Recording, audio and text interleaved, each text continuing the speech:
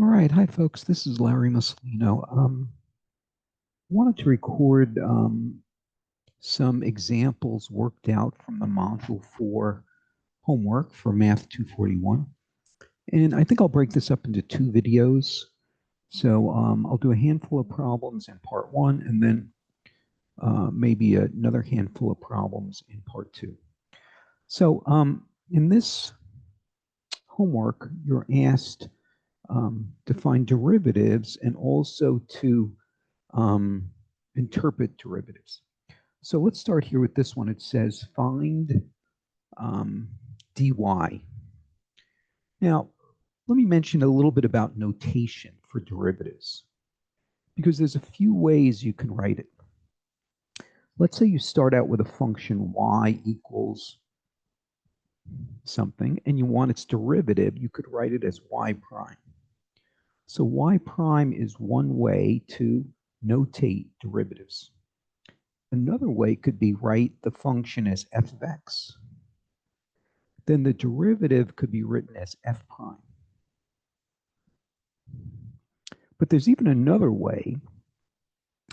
If you have y equal a function, dy dx is another notation for derivatives. Sometimes this is called differential because it's the change in y over change in x. And by the way, change in y over change of x is slope. So this reinforces that the derivative is really a slope calculation. The derivative is the slope of the tangent line to a curve at a certain point. Now, in this example, though, they're asking us to find dy, they put dx on the right side.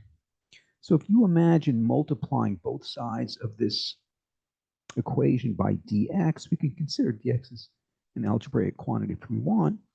We could put dx on the right-hand side and have just dy on the left. So let's find the derivative here, and then we can just move dx over to the right side to get the expression in the format that MyLabs is asking us about. All right, so let me look at this, this function, and I'm noticing it's a quotient, meaning a fraction. And so there's a special rule. Let me mention a little bit about derivative rules.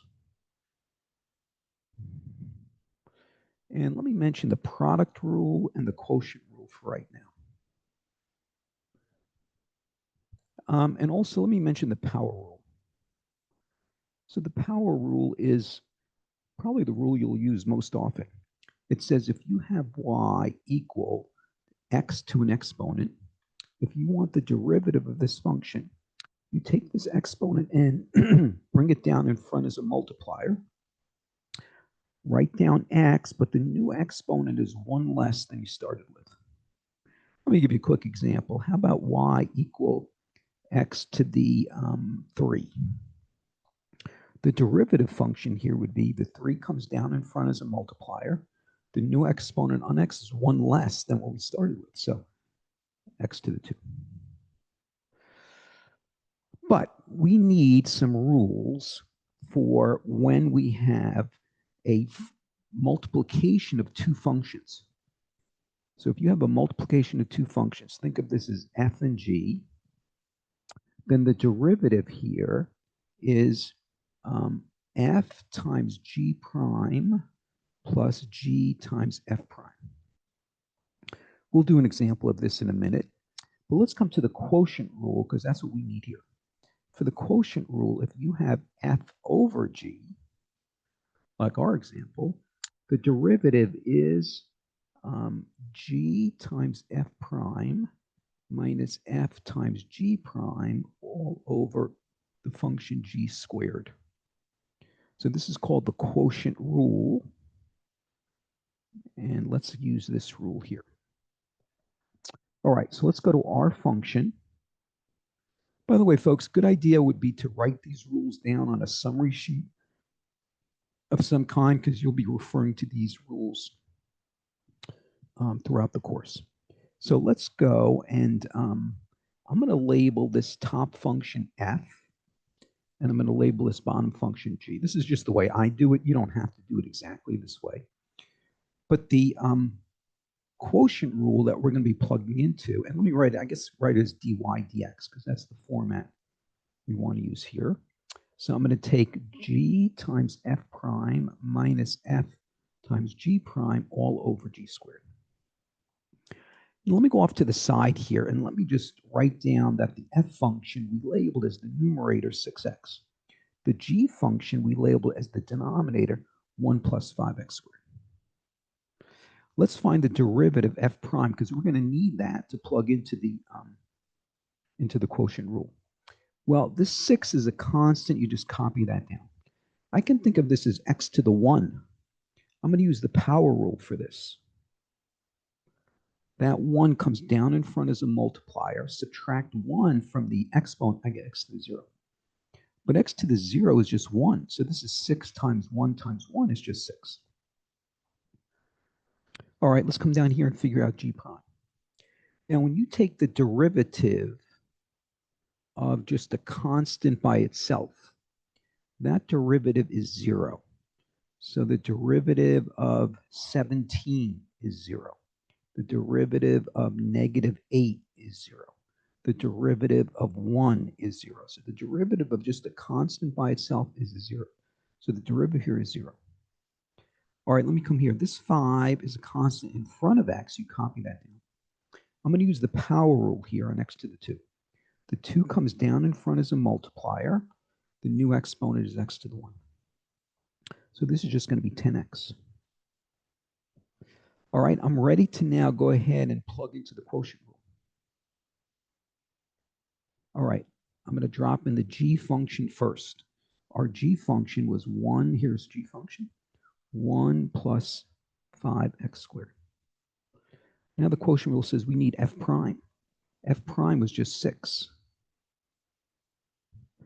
Subtract, now we need the f function. Our f function was 6x. And last here we need g prime. Our g prime was down here 10x. All over g squared. That's 1 plus 5x squared quantity squared. All right, I can clean this up a little bit. Let me take the 6 and multiply it inside the parentheses. So it's 6 plus 30x squared minus 60x squared back here. All over 1 plus 5x squared on the bottom. All right, looks like we can combine like terms here. 30x squared subtract 60x squared. So that is minus 30x squared over 1 plus 5x squared. Remember, this is all dy dx. All right, I think, can we factor something out here? Let's factor out a 6. 6 times 1 minus 5x squared over 1 plus 5x squared. So I was thinking we could simplify something here, but it looks like maybe we can't.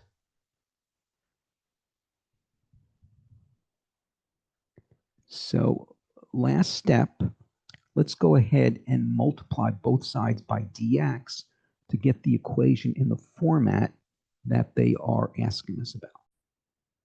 And so again, they're asking us to put that dx on the right-hand side of our result here. Notice dx is over here. So I'm just going to multiply both sides of this result down here by dx.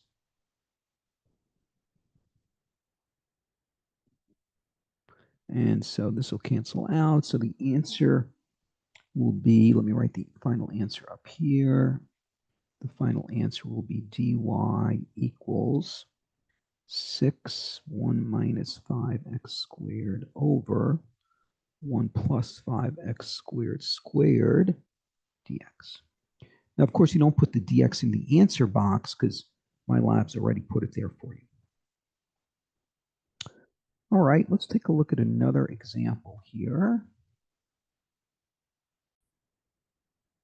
All right, let's take a look here at number 3. There's a few questions like this that are going to give you a function, f of x. They're going to give you some value for x. They call it x of 0. And then they're going to give you some dx. right? dx is like a small change. And so notice they're going to mark x sub 0 here. In our example, it's -1. Let me get a different example because -1 really doesn't match up to this diagram. We don't need it to match up, but I'd rather get an example where x sub 0 is positive. Let's do this one. All right, so they're giving us this example, and they're telling us x sub 0 is 2, so this is going to be a 2 here. And this dx is 0.1. That's this distance, 0.1. So this quantity here, x sub 0 plus dx, is 2 plus 0.1, 2.1. And of course, this diagram isn't to scale because that dx is really a very, very small distance, but they kind of zoomed in on this graph. And what they want to know here is if you use the tangent line, what is this error between the value of the function here and the value of the tangent line evaluated at that small delta? All right, well, let's follow the parts A, B, and C here. Let's do part A. It says find the change delta F. All right, so here's part A. And they're telling me delta F is F of x sub 0 plus dx minus F of x sub 0. Well, they gave us these values of x sub 0 and dx, so I can just plug this in. This is going to be F of 2 plus 0.1 minus F of 2. So this is going to be F of 2.1 subtract F of 2. Well, I could just work these out because I have the definition of f of x here.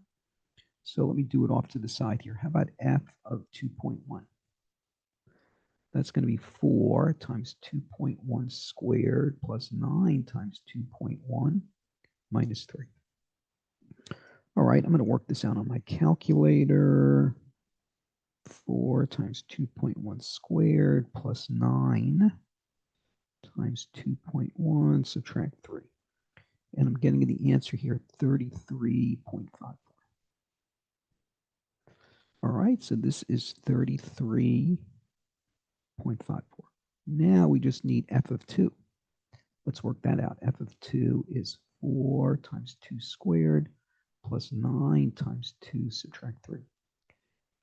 2 squared is 4. 4 times 4 is 16 plus 18 subtract 3. This is 34 subtract 3. I think it's 31. So we're going to be subtracting 31 here. And so we could just go ahead and do the subtraction. This is going to end up being 2.54.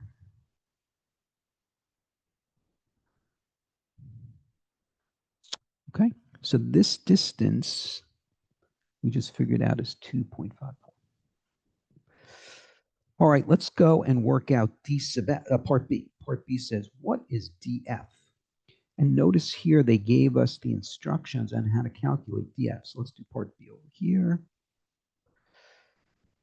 They're telling us df is take the derivative at x sub 0 times dx. Well, we want to work out the derivative when x sub 0 is 2 and multiply that by 0.1 because that's the value for dx. So it looks like we need the derivative here. All right, let's work that out. The original function was 4x squared plus 9x minus 3. Let's work out the derivative function here. We're going to use the power rule. This 4 is a constant in front of x. You copy that down. Let me use the power rule on x squared. That's going to be 2x to the 1. All right, let me bring this 9 down with me. I'm going to take the derivative of x to the 1. That's just a 1. And the derivative of a constant back here by itself is 0. That's 3. I'm taking the derivative of 3. That's a 0. So it looks like this is going to be 8x plus 9.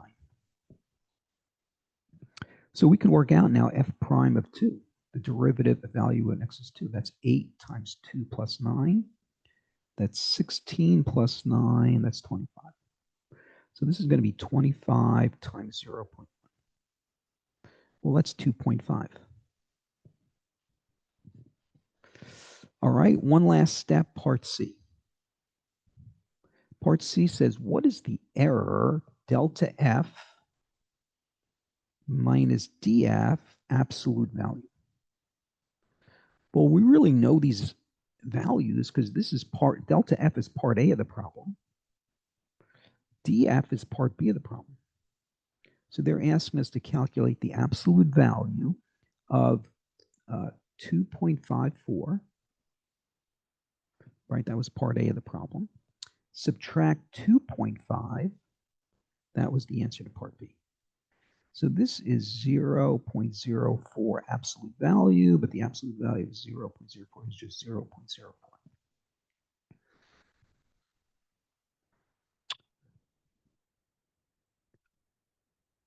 Okay, and so folks, this dF is what we just calculated as 2.5. So they're asking us to find this gap here, this height. And so that was the 2.54 minus 2.5 calculation we just did. Okay, so there'll be a few examples like this. The good news is I think you can just plug into the formulas they give you and work out the numeric results here. All right, let's go to another example. How about number 9, I think was a example where we need a formula for the derivative of an exponential function. So let's say you have y equals e to the x.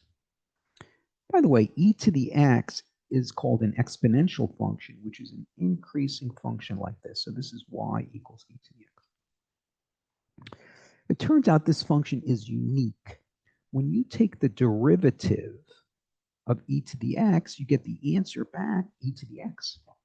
So the derivative of e to the x is the same function you started with, e to the x. There's no other function like this where the derivative is the same as the original function.